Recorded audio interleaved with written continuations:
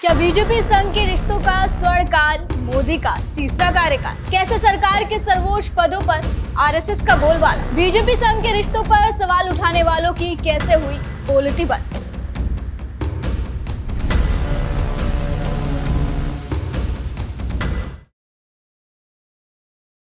राष्ट्रीय स्वयंसेवक संघ के जल्द ही 100 साल पूरे होने वाले हैं। ऐसे में बीजेपी की तरफ से पहले इस संघ को बड़ा तोहफा दे दिया गया। उन्होंने 16 साल की उम्र में ही संघ से जुड़ने वाले सीपी राधाकृष्णन को उपराष्ट्रपति चुनाव में एनडीए कैंडिडेट बनाकर मौजूदा राजनीतिक परिदृश्य में बड़ा ट्रम्प कार्ड चला है।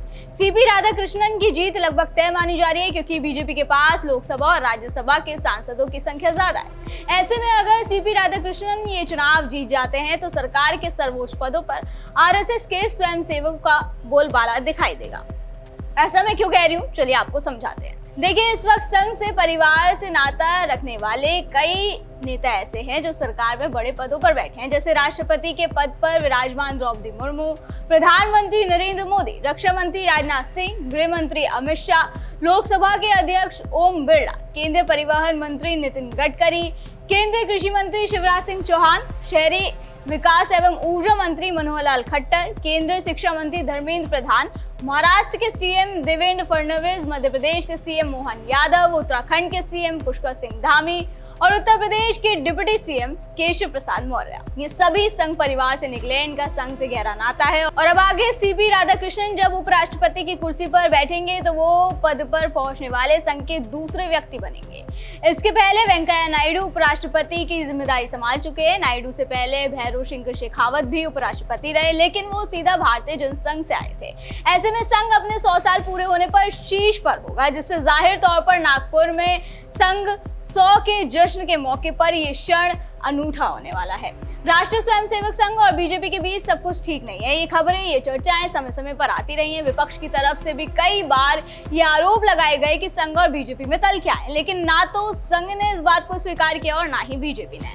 अभी हाल ही में स्वतंत्रता दिवस के अवसर पर जब पीएम मोदी भाषण दे रहे थे, तब उन्होंने आरएसएस की जमकर तारीफ करी। उन्होंने कहा था कि आरएसएस दुनिया का सबसे बड़ा एनजीओ है। मतलब उन्होंने लाल किले से साफ संदेश दिया कि उनकी नजर में आरएसएस का कितना सम्मान है, जिससे इन तमाम कयासों पर विराम लगा।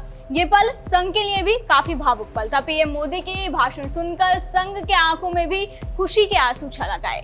एनबीटी की रिपोर्ट के मुताबिक संघ से लंबे समय से जुड़े एक लेखक और प्रोफेसर ने ये बात खुद बताई कि 15 अगस्त के दिन वो कार ड्राइव कर रहे थे और पीएम मोदी की स्पीच सुन रहे थे। जब पीएम मोदी ने संघ का नाम लिया तो उन्होंने गाड़ी रोककर खुशी में ताली बजाई। और ऐसा करने वाले ये अकेले नहीं थे, बल्कि पीएम मोदी ने जब संघ के काम का लाल किले से जिक्र किया तो तमाम स्वयंसेवकों के आंसू भी छलक आए।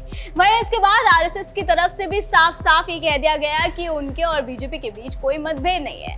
राष्ट्रीय स्वयंसेवक संघ के वरिष्ठ प्रचारक राम माधव से जब इसको लेकर सवाल पूछा गया तो उन्होंने कहा था कि जब कोई मुद्दा नहीं मिलता तो कहा जाता है कि आरएसएस और बीजेपी के बीच मतभेद है।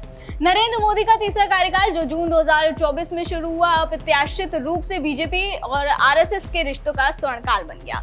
30 मार्च 2025 को मोदी का नागपुर दौरा इस पुनर्मिलन का प्रतीक बना, जहां उन्होंने आरएसएस संस्थापक केशव बलिराम हेडगेवार को श्रद्धांजलि दी और मोहन भागवत के साथ भविष्य की रणनीति भी तैयार की।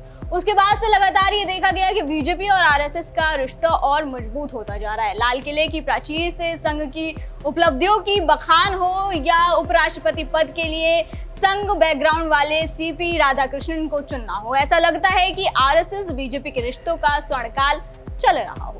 सीपी राधाकृष्णन को उपराष्ट्रपति का उम्मीदवार बनाकर आरएसएस और बीजेपी के वैचारिक एकता ने एक बार फिर भारतीय सियासत में सुनहरी इबारत लिख दी है, जिसके साथ ही एक बार फिर देश के सर्वोच्च संवैधानिक मंचों पर आरएसएस की विचारधारा का परचम लहराने की तैयारी हो रही है। बीजेपी का ये ऐलान न केवल दक्षिण भारत में बीजेपी की गहरी पैठ का प्रतीक है, बल्कि संघ और बीजेपी के अटूट रिश्तों का एक चमकता अध्याय भी है। हालांकि ये बात भी सच है कि संघ और बीजेपी के रिश्तों में पिछले 2 साल से उतार चढ़ाव देखे गए। समय समय पर दोनों तरफ से ऐसे बयान सामने आए जिससे ये खबरें चली, चाहे वो जेपी नड्डा का ये कहना हो कि शुरू में हम अक्षम थे, आरएसएस की जरूरत पड़ती थी, आज हम बड़े और सक्षम हैं, बीजेपी अपने आप चलाती है, या फिर मोहन भागवत का ये कहना हो कि 75 साल की उम्र होते ही पद छोड़ देना चाहिए। बहरहाल 1925 में डॉक्टर केशव बलिराम हेडगेवार द्वारा स्थापित आरएसएस ने भारतीयता, अनुशासन और सेवा के मूल्य को देश के कोने कोने तक पहुंचाया। बीजेपी जो संघ के वैचारिक उर्वरक से पनपी, आज भारत की सियासत का सूरज बनकर चमक रही है। दोनों का रिश्ता केवल संगठनात्मक नहीं बल्कि उससे बढ़कर है, जो हिंदू राष्ट्रवाद, सामाजिक समरसता और आत्मनिर्भर भारत के सपने को साकार करने का संकल्प लिए हुए। 2025 में आरएसएस अपने 100 साल पूरे करने वाला है। जानकारी के लिए बता दें कि आरएसएस के शताब्दी वर्ष की शुरुआत विजयदशमी के अवसर पर होगी, जिसमें गणवेश में स्वयंसेवकों के मंडल, खंड, नगर स्तर के कार्यक्रम आयोजित किए जाएंगे। हर साल की तरह इस साल भी सर संचालक मोहन भागवत स्वयंसेवकों को संबोधित करेंगे। नवंबर 2025 से जनवरी 2026 तक बड़े पैमाने पर घर घर संपर्क अभियान की योजना बनाई गई है, जिसका विषय हर गाँव, हर बस्ती, घर घर होगा। स्थानीय इकाइयों द्वारा कार्यक्रम आयोजित किए जाएंगे। सभी मंडलों और बस्तियों में हिंदू सम्मेलन आयोजित किए जाएंगे, जिसमें बिना किसी भेदभाव के एकता और सद्भाव, राष्ट्र के विकास में सभी का योगदान और पंच परिवर्तन में प्रत्येक व्यक्ति की भागीदारी का संदेश दिया जाएगा।